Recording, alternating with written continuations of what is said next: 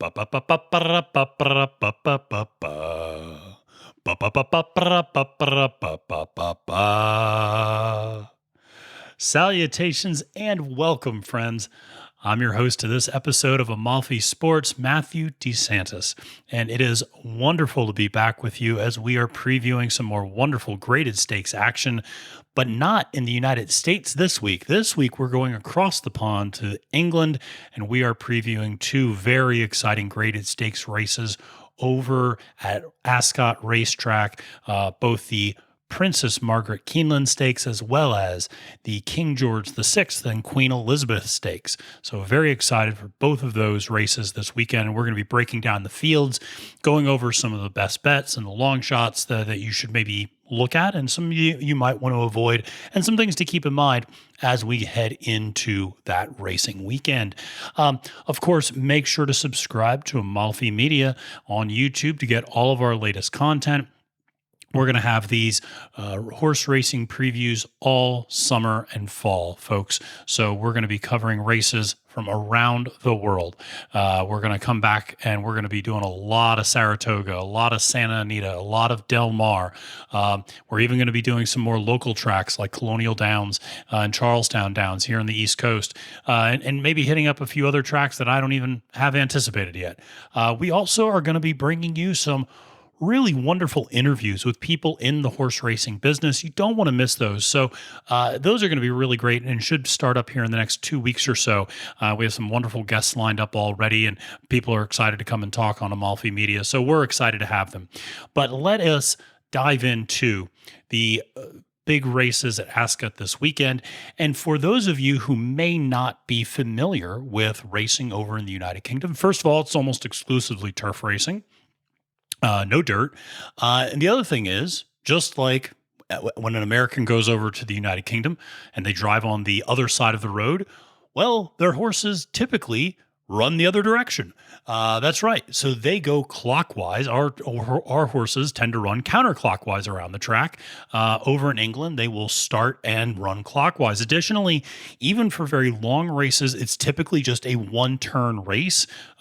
For shorter races in the United States, you might be accustomed to this. So last week, for instance, the Sanford Stakes, which was only 6 furlongs, that's a one-turn race. Horses start in the backstretch and they kind of come around the third and fourth turns and then down the home stretch, and that's it.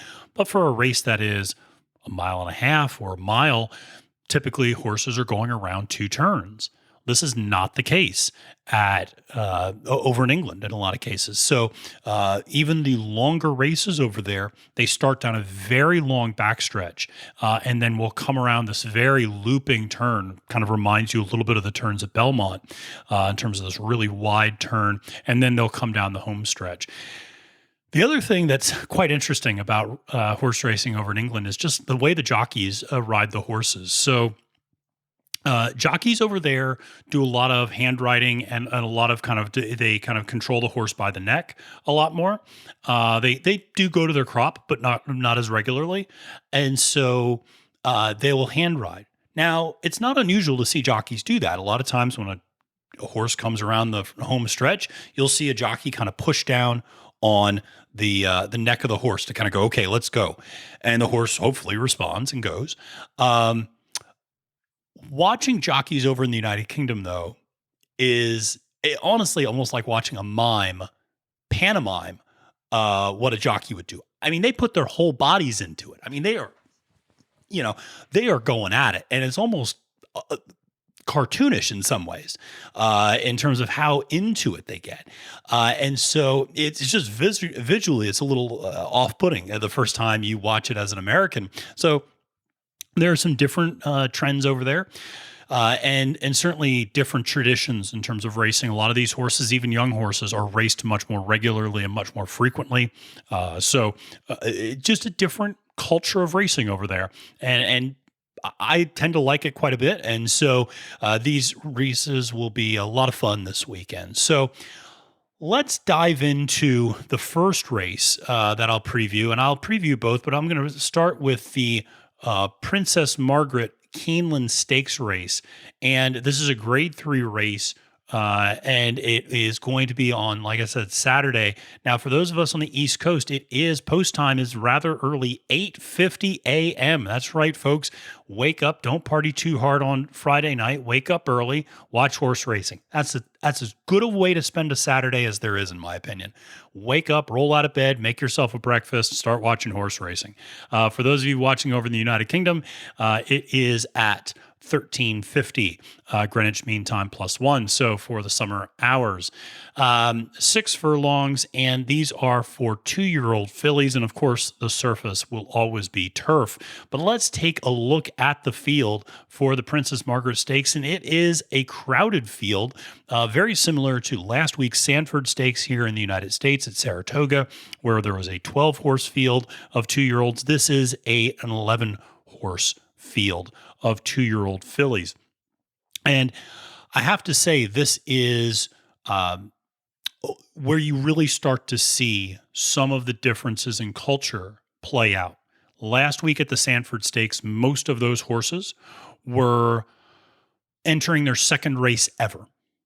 Most of these horses are entering their third, fourth, fifth, and in some cases, that's right, sixth race already as 2-year-olds. So these horses are much more prepared, much less green. You have you know what you're getting a little bit more out of the 2-year-olds over in the UK than you do here in the United States at this age. So let's take a look, and let's actually start with an American horse. You don't see that very often, but Nazanin, who is trained by Archie Watson, jockeyed by Holly Doyle, an American horse. You don't see many of those racing over in the UK, but Nazanin's an intriguing horse I'm going to talk about a little bit more. Delmona, Irish horse, trained by Tom Dascombe and jockeyed by David Egan.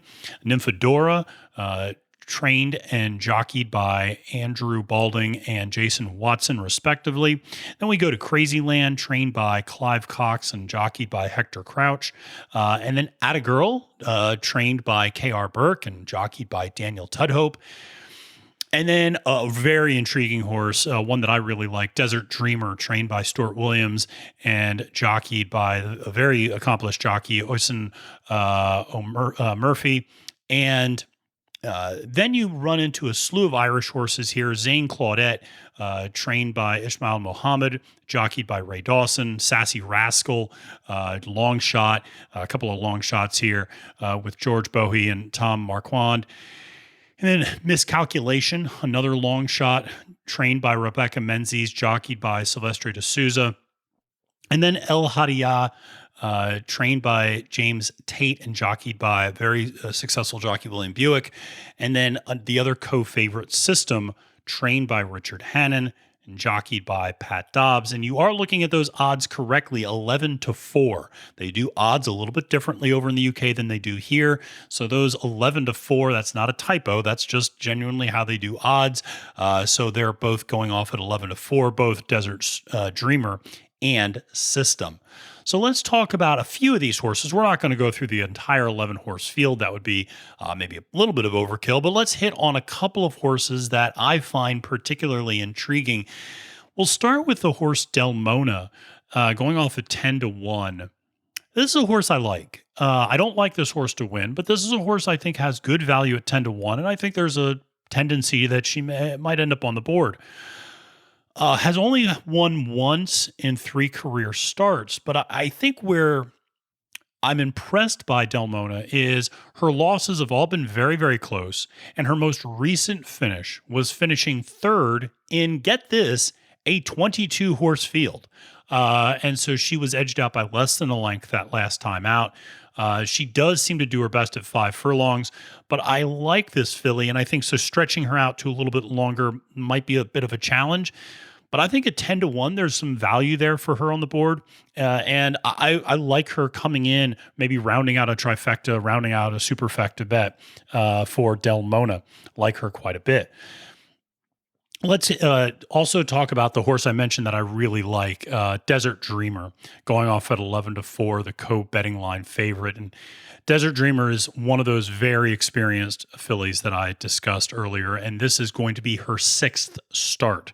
In her 5 previous starts, she has won or finished second 4 of those 5 times, including consecutive second place finishes against top competition her last 2 times out. So she is trending in the right direction. She's a horse that has stepped up in competition. A lot of these horses have not stepped up, not even though this is a grade 3 race, as we would categorize it. Over in the United Kingdom, they often refer to it as Class 1 races.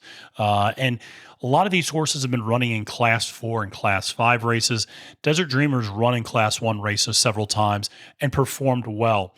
And so for those reasons, I think at 11-4, she presents pretty good odds.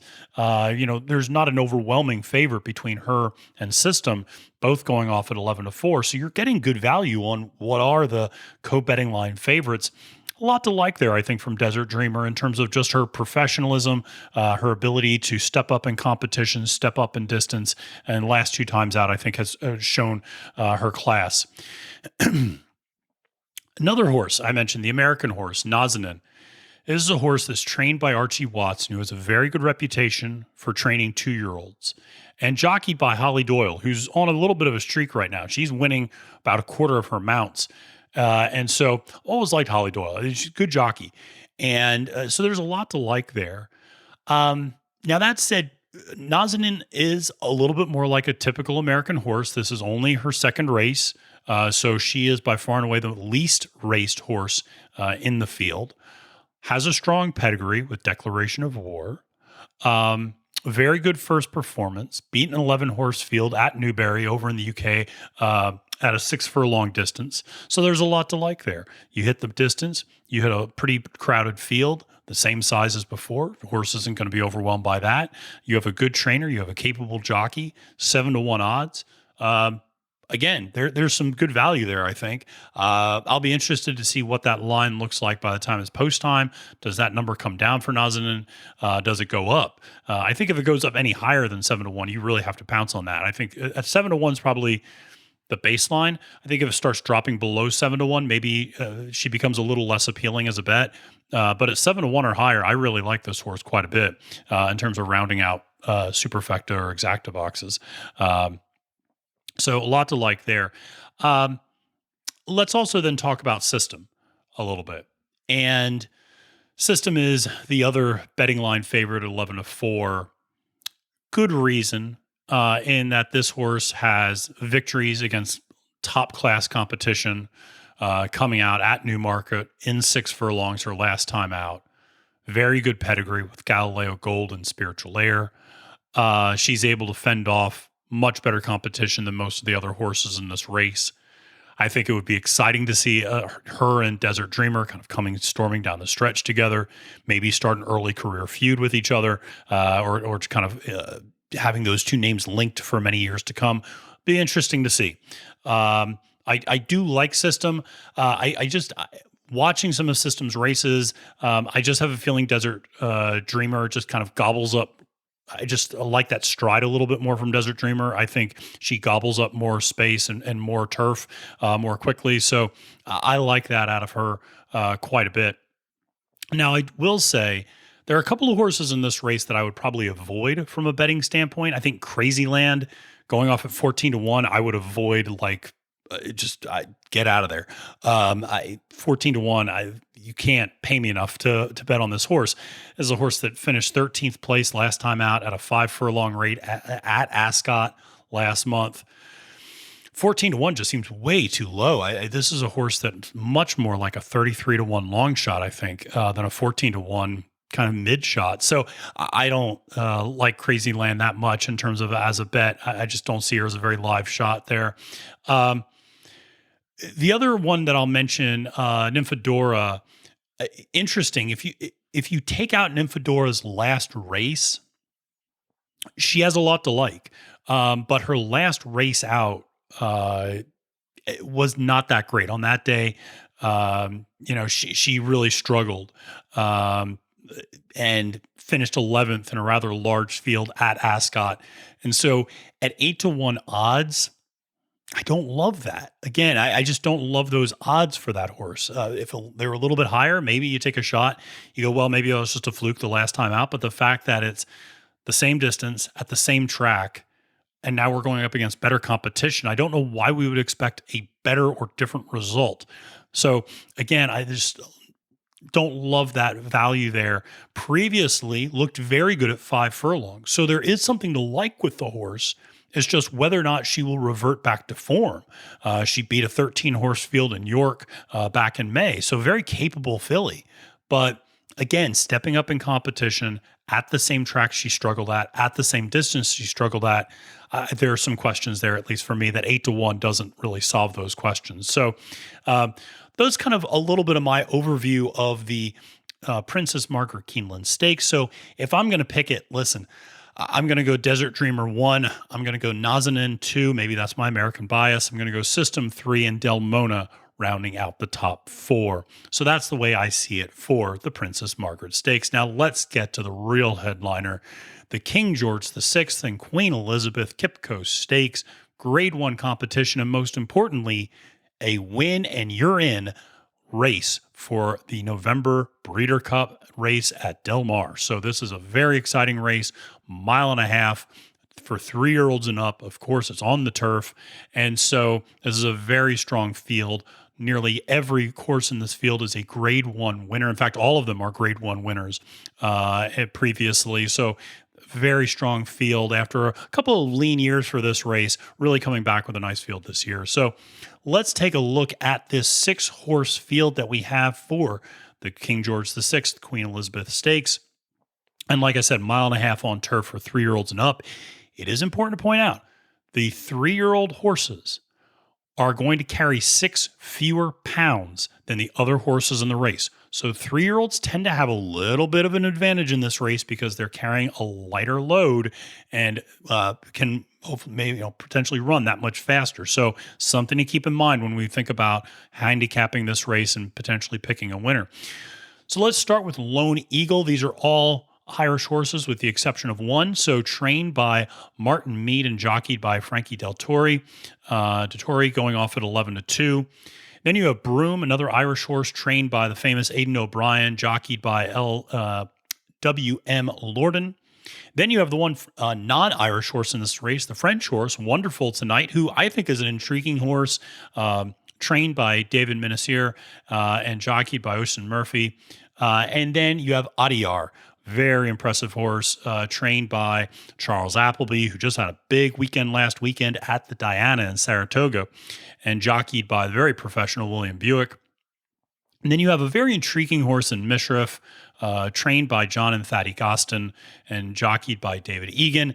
And then finally, you have the betting line favorite, Love, with the classic combination of Aidan O'Brien and Ryan Moore going off at 5-4 odds. So let's actually talk about each of the horses in this race since it's such a small field. So we'll start with Broom, who I think is probably the horse that's most easily dismissed from this 6-horse field, going off at 25-1. There's a reason for that. Aidan O'Brien certainly has a great reputation, but Love is by far and away the better horse of his in this field. Has won recently, just a few weeks ago, actually, at the Grand Prix de St. Cloud, has Broom. So there is something to like there. That said, will likely serve as the early pace, and I just don't see Broom being able to keep that up against this class of competition. So let's go to Mishriff, who's an intriguing horse, has won 5 of his 8 career starts. That said, finished 3rd in a 4-horse field the last time out at the Coral Eclipse Grade 1s at Sandown, while losing to what I would consider middling competition. And kind of got into a little bit of a stretch duel with another horse, Adiab, and ended up kind of another horse came by and passed both of them. And so I wonder if just was not jockeyed very well in that particular race, or just kind of made its move too early. Mishriff has a lot of tools. I don't think it offers great value, though, at 8-1, considering the other competition in the field. I like other horses more than Mishriff, and I just don't know if this horse can get it done at this distance against this level of competition, despite the fact it has a very good track record up to this point. Always seems like this horse doesn't quite put it together at the biggest moments, though. So I'm a little concerned about Mishriff in that regard. So let's talk, though, about the favorite. Now let's go to the horse that everyone is talking about, Love, who was a little bit of a question mark, and I'll talk about that for a second as to why. But obviously, the famous connection of Aidan O'Brien and Ryan Moore wins a whole lot of races over in the United Kingdom. And those of us here in the United States got a dose of that last week, or 2 weeks ago, I should say, at the Belmont Derby and the Belmont Oaks, where that combination teamed up to win on Santa Barbara and Bolshoi Ballet in the Oaks and Derby, respectively. So Love is the overwhelming favorite in this race, and for good reason. In 2020, this was the horse. I mean, this filly dominated her competition and has not lost a race in nearly 2 years, since October 2019. She came back in June after a 10-month layoff and ran at the Prince of Wales Stakes at Ascot and had a tough race. Won, but it was a hard race for her. And I think a lot of people thought, well, maybe she's beatable. I go the other direction. After a 10-month layoff, to come out and still win a hard-fought race shows me a lot. And in my opinion, horses always do better the second, third time out after a long layoff. So there's so much I like about Love, aside from her great history. And this is a classic. This is a very classy and classic horse. And so she's a great filly, and love her ability. That said, the reason I said she was a bit of a question mark, because she does have kryptonite, which is soft turf. If the turf was going to be too soft, she probably was not going to run in this race. The turf right now at Ascot is good to firm. If it stays good to firm, I think it's over. I think it's academic. I think Love is the class. If it rains, which by the way, it's England, and so it rains a lot, but also it's genuinely scheduled to rain and have thunderstorms Friday and Saturday over there. So if the turf starts to decline in quality, starts to get soft, I think then Love, there's some question marks, brings the other horses into the field, I think, a little bit more. Still a very classy horse, still can do a lot of things, but I do think the more yielding that turf is, the softer that turf is, the more concerning it is. So don't run out and put your life savings on Love after hearing this video. Listen to the race, follow the weather, watch that morning, and see how the turf is handling these other races, how other horses are performing that morning in the Princess Margaret, in some of those other the races leading up to this particular stakes race. So that is the one way in which Love is beatable, is that if it is a softer turf, she might have problems. So something to certainly keep in mind. Now let's actually shift to a horse that will do very well if it is a soft turf, which is Wonderful Tonight, going off at 12-1. And this is a horse I really like. This is a winner of her last 3 races, 4-year-old filly. She's won at Ascot at 1.5 miles the last 2 times out. So this horse knows the turf, knows the distance, can win against high-level competition at those distances and at that track. A lot to like there. And at 12-1, I love those odds. I love that value, particularly with the forecast coming in the way it's looking. If it does get, even if it still is good, but soft at parts, I really like Wonderful Tonight. I think she offers great value at 12-1 for the back end of your tickets. I don't know if she'll win, but I really like her to finish second or third in this race. So a lot to like there with Wonderful Tonight. And I think she offers, like I said, really strong opportunity there for some good value. So let's go to the Charles Appleby-William Buick connection, Adiyar, who is owned by Godolphin. And this is a 3-year-old colt. So remember, the 3-year-olds carry a little less weight, so something to keep in mind. And Adiyar ran brilliantly at the Epsom Derby against very strong competition in June. And while this is only his 4th race, he's got the talent to win. You know, Adiyar is a very, very good horse. Distance is not going to be an issue. The other thing is, as Americans, we all, as an American, I am always prone to recency bias. And last week, at the biggest turf race in the United States to this point, the Diana in Saratoga, I watched a Godolphin-owned, Charles Appleby-trained horse finish first and second in Althea and Summer Romance, and they blew away the American horses. So that said, that's in the back of my mind, and it's really hard to bet against Godolphin and Appleby, because they're doing some really good things together. And Adiyar is a very, very impressive horse. So a lot to like there with Adiyar, certainly at 9-4, even offering a good value, I think, at 9-4 too, quite frankly. And then we'll round out with Lone Eagle. Intriguing horse, son of the legendary sire Galileo, who just recently passed. Again, at 11-2, I think there's good value there. Very strong effort in the Irish Derby, very good pedigree. Again, 3 years old, so carrying a slightly lighter load. Does have a lot of acceleration, can eat up a lot of ground. So there is something there for Lone Eagle. I do think it's an attractive potential bet. Obviously, in a 6-horse field, everyone's in play. Like I said, I think this is probably a 4 or 5 horse race. I'd say probably a 4-horse race in all likelihood. So that's the field. So let's talk about how I see it. I do think Lone Eagle probably comes in 4. I think Wonderful Tonight offers good value coming in at 3rd. And then the question is, who do you have at 1 and 2? Well, I have, as much as I have that memory of the Diana last week in the back of my mind, I still have Adiyar at 2. And all you need is love, baby. All you need is love. Coming in at number 1, I like Love to win this race. Just a very, very, very classy filly.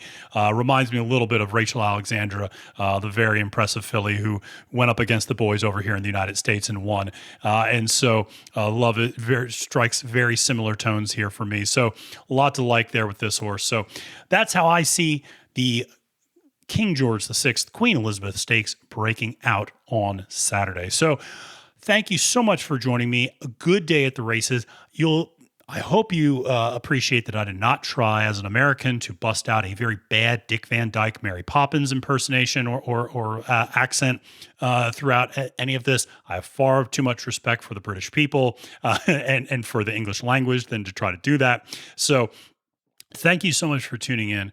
Remember, check back with Amalfi Media for all of these horse racing previews throughout the summer.